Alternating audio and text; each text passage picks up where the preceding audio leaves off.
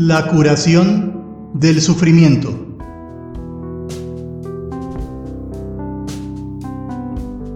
Si has venido a escuchar a un hombre de quien se supone se transmite la sabiduría, has equivocado el camino, porque la real sabiduría no se transmite por medio de libros ni de arengas.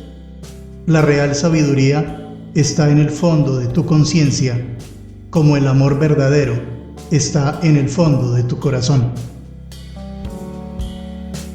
Si has venido empujado por los calumniadores y los hipócritas a escuchar a este hombre, a fin de que lo que escuches te sirva luego como argumento en contra de él, has equivocado el camino, porque este hombre no está aquí para pedirte nada, ni para usarte, porque no te necesita. Escuchas a un hombre desconocedor de las leyes que rigen el universo, desconocedor de las leyes de la historia, ignorante de las relaciones que rigen a los pueblos.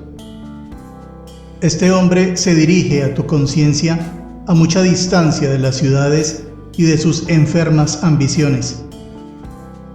Allí, en las ciudades, donde cada día es un afán truncado por la muerte, donde el amor sucede el odio, donde al perdón sucede la venganza. Allí en las ciudades de los hombres ricos y pobres, allí en los inmensos campos de los hombres, se ha posado un manto de sufrimiento y de tristeza.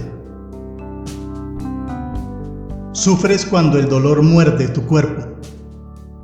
Sufres cuando el hambre se apodera de tu cuerpo.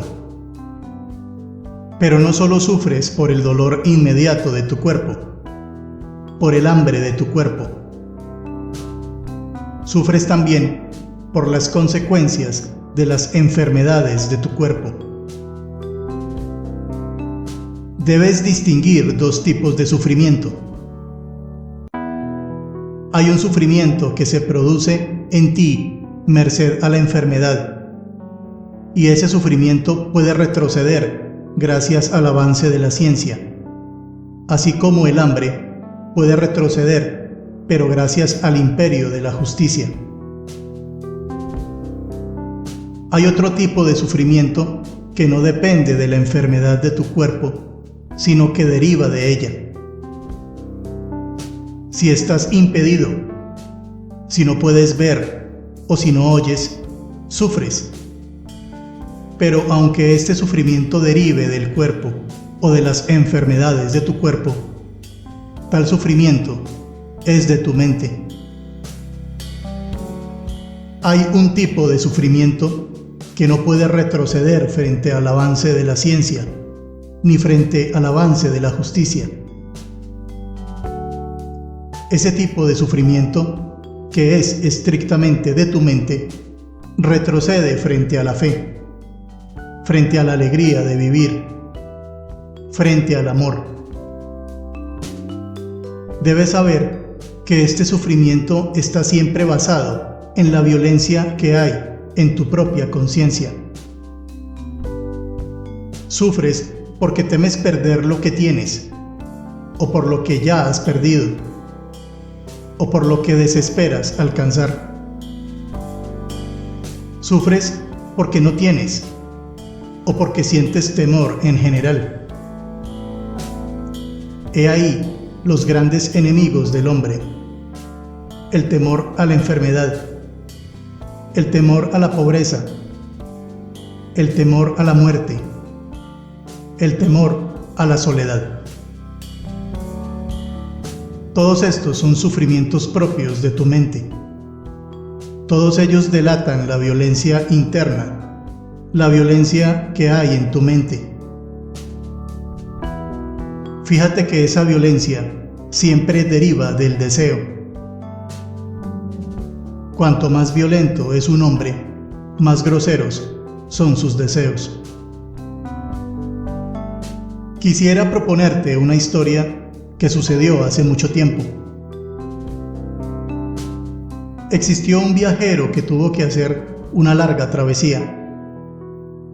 Entonces ató su animal a un carro y emprendió una larga marcha hacia un largo destino y con un límite fijo de tiempo. Al animal lo llamó necesidad, al carro deseo, a una rueda la llamó placer y a la otra dolor. Así pues, el viajero llevaba su carro a derecha e izquierda, pero siempre hacia su destino. Cuanto más velozmente andaba el carro, más rápidamente se movían las ruedas del placer y el dolor, conectadas como estaban por el mismo eje y transportando como estaban al carro del deseo. Como el viaje era muy largo, nuestro viajero se aburría. Decidió entonces decorarlo, ornamentarlo con muchas bellezas, y así lo fue haciendo. Pero cuanto más embelleció el carro del deseo, más pesado se hizo para la necesidad, de tal manera que en las curvas y en las cuestas empinadas, el pobre animal desfallecía, no pudiendo arrastrar el carro del deseo. En los caminos arenosos, las ruedas del placer y el sufrimiento se incrustaban en el piso. Así, desesperó un día el viajero porque era muy largo el camino y estaba muy lejos su destino. Decidió meditar sobre el problema esa noche y al hacerlo, escuchó el relincho de su viejo amigo. Comprendiendo el mensaje, a la mañana siguiente desbarató la ornamentación del carro, lo alivió de sus pesos y muy temprano llevó al trote a su animal, avanzando hacia su destino. No obstante, había perdido un tiempo que ya era irrecuperable. A la noche siguiente volvió a meditar y comprendió, por un nuevo aviso de su amigo, que tenía ahora que acometer una tarea doblemente difícil, porque significaba su desprendimiento. Muy de madrugada, sacrificó el carro del deseo. Es cierto que al hacerlo, perdió la rueda del placer, pero con ella perdió también la rueda del sufrimiento. Montó sobre el animal de la necesidad, sobre sus lomos, y comenzó al galope por las verdes praderas hasta llegar a su destino. Fíjate cómo el deseo puede arrinconarte. Hay deseos de distinta calidad. Hay deseos más groseros y hay deseos más elevados. Eleva el deseo. Supera el deseo. Purifica el deseo, que habrás seguramente de sacrificar con eso la rueda del placer, pero también la rueda del sufrimiento. La violencia en el hombre, movida por los deseos, no queda solamente como enfermedad en su conciencia, sino que actúa en el mundo de los otros hombres, ejercitándose con el resto de la gente. No creas que hablo de violencia refiriéndome solamente al hecho armado de la guerra, en donde unos hombres destrozan a otros hombres. Esa es una forma de violencia física. Hay una violencia económica. La violencia económica es aquella que te hace explotar a otro. La violencia económica se da cuando robas a otro, cuando ya no eres hermano del otro, sino que eres ave de rapiña para tu hermano. Hay además una violencia racial. ¿Crees que no ejercitas la violencia cuando persigues a otro que es de una raza diferente a la tuya? ¿Crees que no ejerces violencia cuando lo difamas por ser de una raza diferente a la tuya? Hay una violencia religiosa. ¿Crees que no ejercitas la violencia cuando no das trabajo, o cierras las puertas, o despides a alguien por no ser de tu misma religión?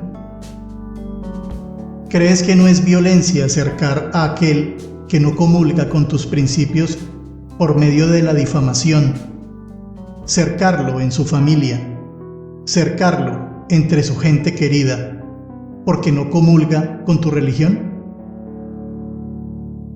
Hay otras formas de violencia que son las impuestas por la moral filistea. Tú quieres imponer tu forma de vida a otro. Tú debes imponer tu vocación a otro. Pero, ¿quién te ha dicho que eres un ejemplo que debe seguirse? ¿Quién te ha dicho que puedes imponer una forma de vida porque a ti te place? ¿Dónde está el molde y dónde está el tipo para que tú lo impongas? He aquí otra forma de violencia. Únicamente puedes acabar con la violencia en ti y en los demás y en el mundo que te rodea por la fe interna y la meditación interna. No hay falsas puertas para acabar con la violencia. Este mundo está por estallar y no hay forma de acabar con la violencia. No busques falsas puertas. No hay política que pueda solucionar este afán de violencia enloquecido. No hay partido ni movimiento en el planeta que pueda acabar con la violencia. No hay falsas salidas para la violencia en el mundo. Me dicen que la gente joven en distintas latitudes está buscando falsas puertas para salir de la violencia y el sufrimiento interno. Buscan la droga como solución. No busques falsas puertas para acabar con la violencia. Hermano mío, cumple con mandatos simples. Como son simples estas piedras y esta nieve y este sol que nos bendice. Lleva la paz en ti y llévala a los demás. Hermano mío, allá en la historia está el ser humano mostrando el rostro del sufrimiento. Mira ese rostro del sufrimiento, pero recuerda que es necesario seguir adelante y que es necesario aprender a reír y que es necesario aprender a amar. A ti, hermano mío, arrojo esta esperanza de alegría, esta esperanza de amor, para que eleves tu corazón y eleves tu espíritu, para que no olvides elevar tu cuerpo.